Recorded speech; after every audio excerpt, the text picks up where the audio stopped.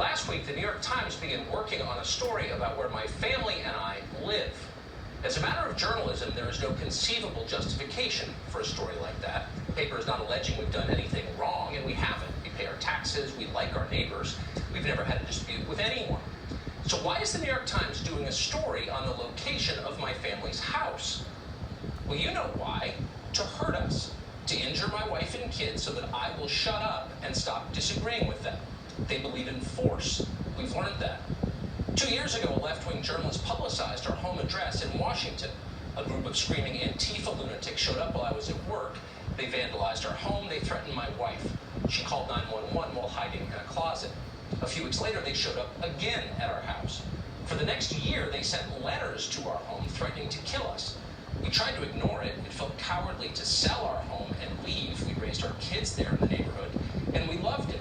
But in the end, that's what we did. We have 4 children. It just wasn't worth it. But the New York Times followed us. The paper has assigned a political activist called Murray Carpenter to write a story about where we are now. They've hired a photographer called Tristan Spinsky to take pictures. Their story about where we live is slated to run in the paper this week. Editors there know exactly what will happen to my family when it does run. I called them today and I told them, but they didn't care. They hate my politics. They want this show off the air.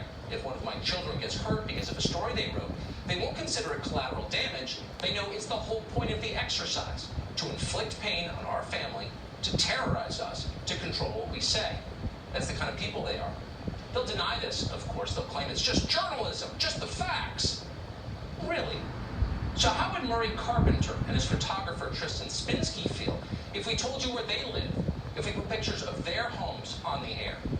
What if we publicized the home address of every one of the soulless robot editors at the New York Times who has signed and managed this incitement to violence against my family? What about the media editor, Jim Windolf? We could do that. We know who they are. Would that qualify as journalism? We doubt they'd consider it journalism. They'd call it criminal behavior if we did it. And that tells you everything.